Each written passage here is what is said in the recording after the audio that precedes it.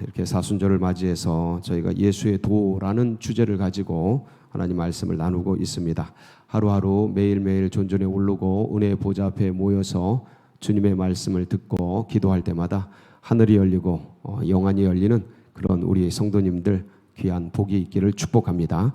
그 중에서 특별히 지금은 우리가 성육신의 길을 나누고 있습니다. 성육신 제가 삼위일체의 비유도 했고 산발이 비유까지 얘기를 했습니다. 그래서 그동안 가려졌던 이 영역이 이번 이 사순절 특별 새벽기도를 통해서 정말 가슴속에 깊이 새겨지고 이 성육신이 얼마나 고귀하고 깊은 은혜인가를 제3 새기는 그런 시간들 되기를 축원합니다.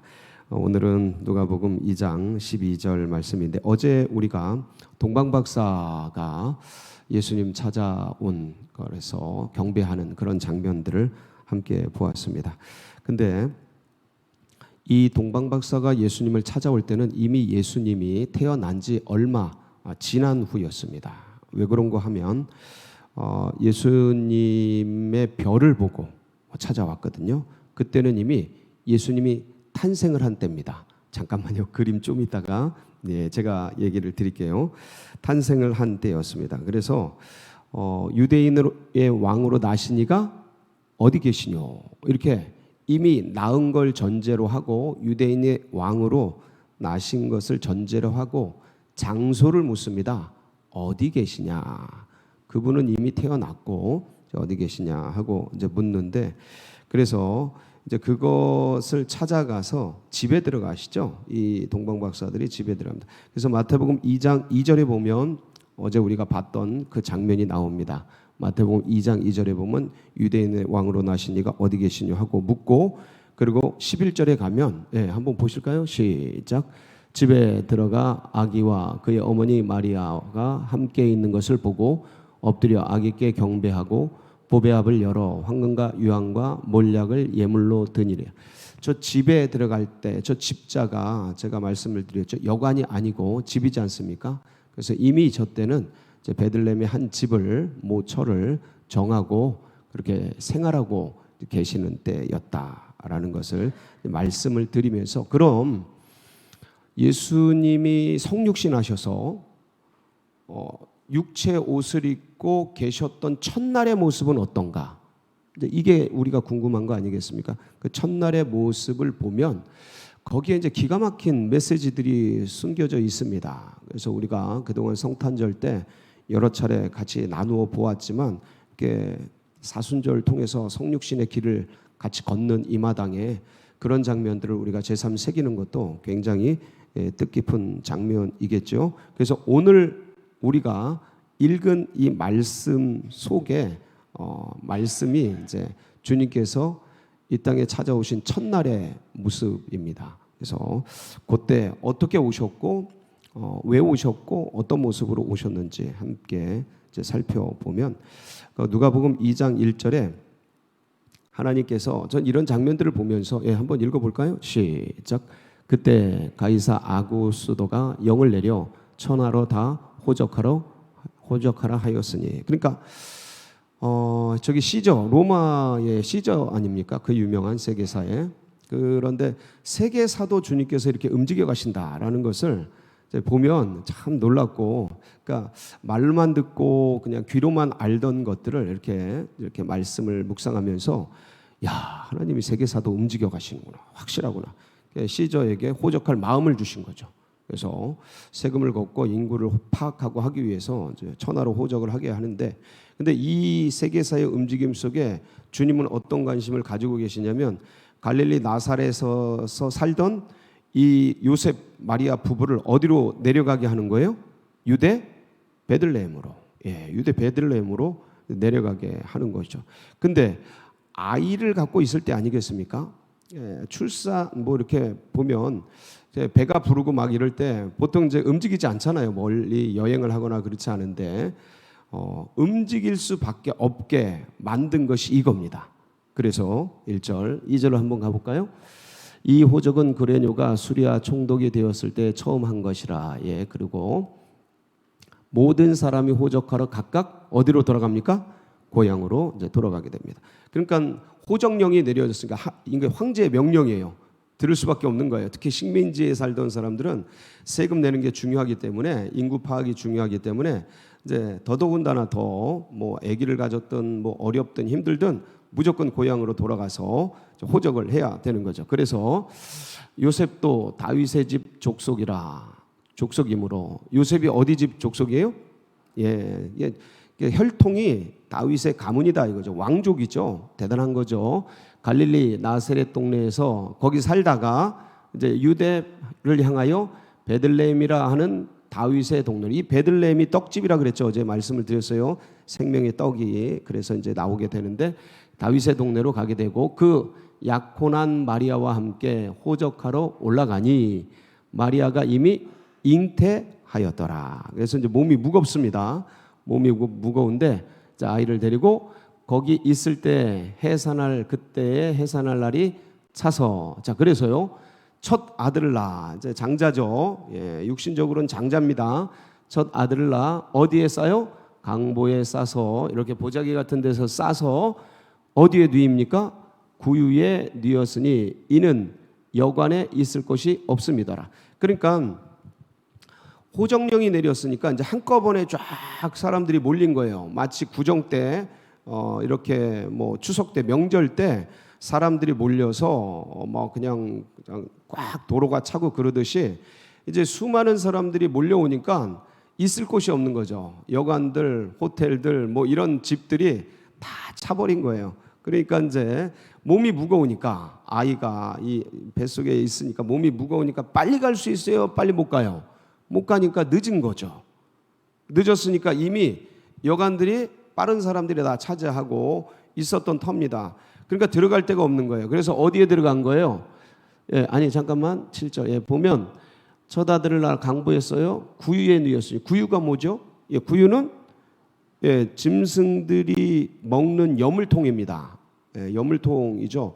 저희 동네도 이제 소를 기르고 뭐 많이 그런 것들을 기르던 그 동네 바로 앞에 그런 것이 있었는데, 보면 이렇게 여물통이 있어요. 거기다 이제 여물을 넣고 하는데 되게 깨끗합니까? 지저분합니까? 구유가.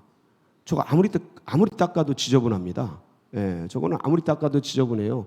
보통 이제 나무로 만드는데 나무에 뭐 더러운 게 끼면 저건 닦아도 안 닦이죠. 그래서 거기다 뭘 싸서 이제 뉘었을 텐데 여관에 있을 곳이 없을 정도로 이렇게 많은 사람들 때문에 이제 여관에 있을 곳이 없어서 갔던 곳이 동굴이라고 이제 여겨지고 있습니다. 자, 여기서 보면, 자, 그래서 이제 사진을 한번 보여주실까요?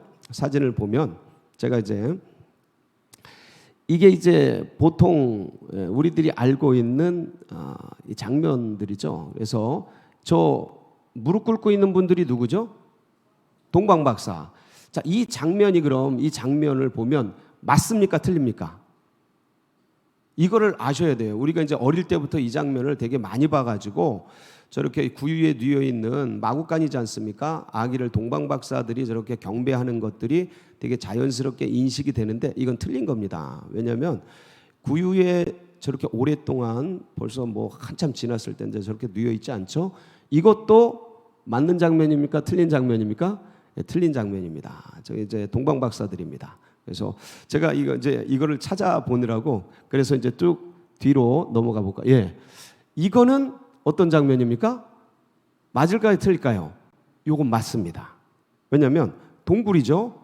그다음에 저 목자들입니다. 예, 목자들은 맞아요. 목자들은 언제 예수님을 찾아갑니까? 난날 찾아갑니다. 오늘 너희에게 큰 기쁨의 좋은 소식을 알리노라. 오늘 그날 태어난 날 목자들이 찾아가서 이제 보게 되고, 그리고 이제 가장 이상적인 장면은 다음, 예, 여기가 마지막인가요?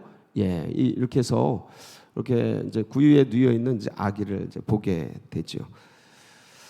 자, 그러면 이제 우리가 여기서 한번 말씀이, 오늘 이제 12절 말씀을 보면 너희는 가서 강보에 쌓여 구유에 뉘어 있는 아기를 보리니 이것이 너희에게 뭐가 되리라요?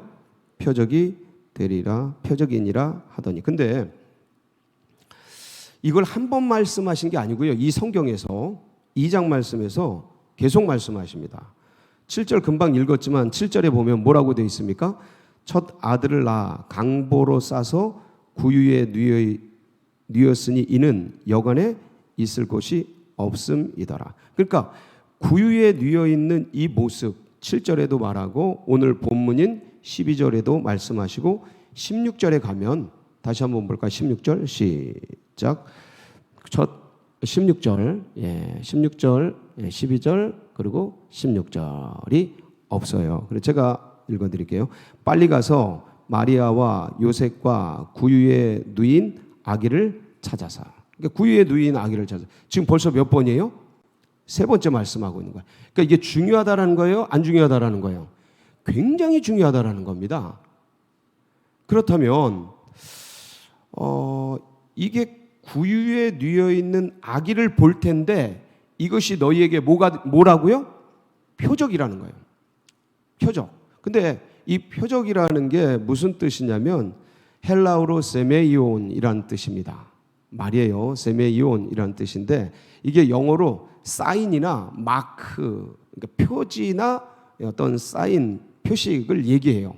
그러니까 어떤 면에서 이 표적하면 제일 먼저 떠오르는 게 뭐냐면 요한복음 보면 7가지 표적을 통해서 예수 그분이 뭐라는 걸 나타내 주는 거예요? 참 하나님이다라는 걸 나타내 줍니다. 그래서 요한복음 2장 11절에 보면 첫 표적이 나오죠. 시작. 예수께서 이 첫 표적을 갈릴리 가나에서 행하여 그의 영광을 나타내심에 제자들이 그를 믿으니라. 이 첫 표적이 뭐였죠? 물을 포도주로 만드는 거. 그러니까 물을 포도주로 만들었다는 기적. 아, 놀랍다. 이거를 넘어서 저건 표적이에요. 사인이에요. 그러니까 이분이 이 물을 포도주로 만들어서 하나님이라는 사인인데 이 물을 포도주로 만드는 것 자체에 사인이 있는 거예요. 그러니까 물리적 화학적 변화죠. 죄인이 물 같은 존재가 포도주 같은 귀한 존재로 바뀐다는 거예요. 저 굉장히 좋은 포도주가 되거든요. 아주 값비싼. 그러니까 아무것도 아닌 존재. 그냥 물 아무것도 아닌 하찮게 여기지 않습니까? 근데 그런 존재가 포도주같이 고귀한 존재로 죄인이 의인으로 바뀐다는 그런 귀한 깊은 내면의 의미가 담지되어 있는 거죠. 그렇다면 오늘 이 말씀 속에서 아기를 구유에 누워 있는 아기가 어떤 표적이 된다는데 이게 무슨 표적이냐 이거예요. 이게 무슨 표적이냐.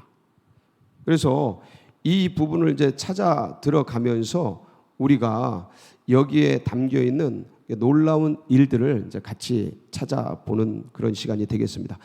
여러분, 우리 아기가 태어났다면 우리는 아기를 어디다 두고 싶어 합니까? 가장 깨끗하고 좋은 곳, 청결하고 어떤 세균이나 감염으로부터 보호가 될 수 있는 그런 좋은 곳. 이게 기본이지 않습니까? 우리가 아무리 가난하고 없이 산다 할지라도 아기가 태어날 때는 그렇게 하는 법입니다. 이게 본능이에요. 짐승도 그렇고 인간도 그렇고 자기 자녀가 태어날 때는 자기가 낳은 자는 그렇게 보호하게 돼 있어요. 이게 보호 본능이거든요. 근데 지금 주님은 어디에 찾아오시냐면 마구간에 찾아오시는 거예요. 그냥 마구간이라고 하겠습니다. 짐승들이 사는 그런 곳에 찾아온 거예요. 사람이 살 때 집이 없어서 사관이 없어서 동굴 짐승들이 있는 그곳에 찾아온 거죠. 그리고 누일 데가 없어서 구유에 누워 있는 거예요. 근데 구유에 누워 있는 아기 이 자체가 사인인 거죠. 어떤 사인이겠습니까? 그러니까 잊지 말아야 할 곳에 있게 되는 거예요. 뭐가? 거룩하신 분이, 존귀하신 분이. 그러니까 잊지 말아야 할 곳은 어디겠어요? 구유겠죠. 그럼 이 구유가 뜻하는 바가 뭘까? 세상이죠. 기본적으로는. 영이 육이 되어서 세상 가운데 들어오셨으니까 이 구유는 세상을 의미가 있죠. 가장 기본적인 의미는. 그러면 이 세상에서 가장 지저분한 곳이 어딜까요? 타락한 죄인의 영이죠. 전적으로 부패되어 있는, 전적으로 죽어 있는, 전적으로 망해 있는, 사망 권세 아래 놓여 있는, 이것이요. 그러니까 완전히 타락하고 저질화되어 있는 가능성이 없는 제로인 그곳에 찾아오시는 사인이죠. 예, 그래서 사실 고린도후서 6장 14절 16절에 이런 말씀이 나옵니다. 이게 믿는 자와 믿지 않는 자가 함께하지 말아라, 이제 그런 뜻인데, 근데 여기 보면 우리가 말하려고 하는 좀 의미가 좀 있어요. 같이 한번 읽어볼까요? 시작. 너희는 믿지 않는 자와 멍에를 함께 매지 말라. 의와 불법이 어찌 함께. 자, 뭐가요? 의와 불법이 어떻게 같이 있을 수 있느냐? 그렇게 하지 말아라 라는 뜻이에요. 빛과 어둠이 어떻게 빛과 어둠이 같이 있느냐? 불가능하지. 빛이 오면 어둠이 이제 사라지고 이렇게 되는데 어떻게 같이 있느냐? 불가능하다라는 거예요. 계속 그걸 강조해요. 그래서 그리스도와 벨리알이 어찌 좋아? 아니, 그리스도와 어떻게 이 벨리알이, 예?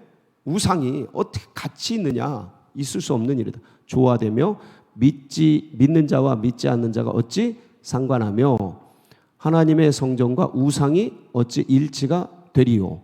우리는 살아계신 하나님의 성전이라 이와 같이 하나님께서 이르시되 내가 그들 가운데 거하며 두루 행하여 나는 그들의 하나님이 되고 그들은 나의 백성이 되리라. 자, 이 믿는 자와 믿지 않는 자가 같이 할 수 없다라는 이 대목에서 의와 불법이 어떻게 같이 있고 빛과 어둠이 어떻게 같이 있고 그리스도와 벨리알이 어떻게 같이 있고 하나님의 성전과 우상이 어떻게 같이 있을 수 있는, 불가능하다 이 소리죠.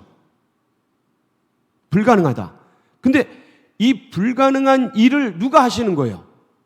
하나님이 하시겠다는 거죠. 금방 읽은 고린도전서는 그런 말씀이 아닙니다. 하나님이 하신다 이런 의미가 아니고 하지 말라라는 거예요. 저건 결혼을 하지 말라라는 건데 저는 저기서 그 문자들을 따온 겁니다. 어떻게 의와 불법이 같이 있을 수 있느냐? 빛과 어둠이 같이 어떻게 공존하느냐? 불가능하다. 어떻게 거룩과 타락이 같이 있을 수 있느냐? 근데 그거 주님이 하시겠다라는 거죠. 그 사인이라는 거예요, 이게. 예? 어떻게 세상 타락한 곳에 거룩한 것이 임하겠느냐? 라는 말씀에 불가능하다. 근데 사람으로서는 불가능하죠. 근데 하나님이 뭐 하시겠다라는 거예요?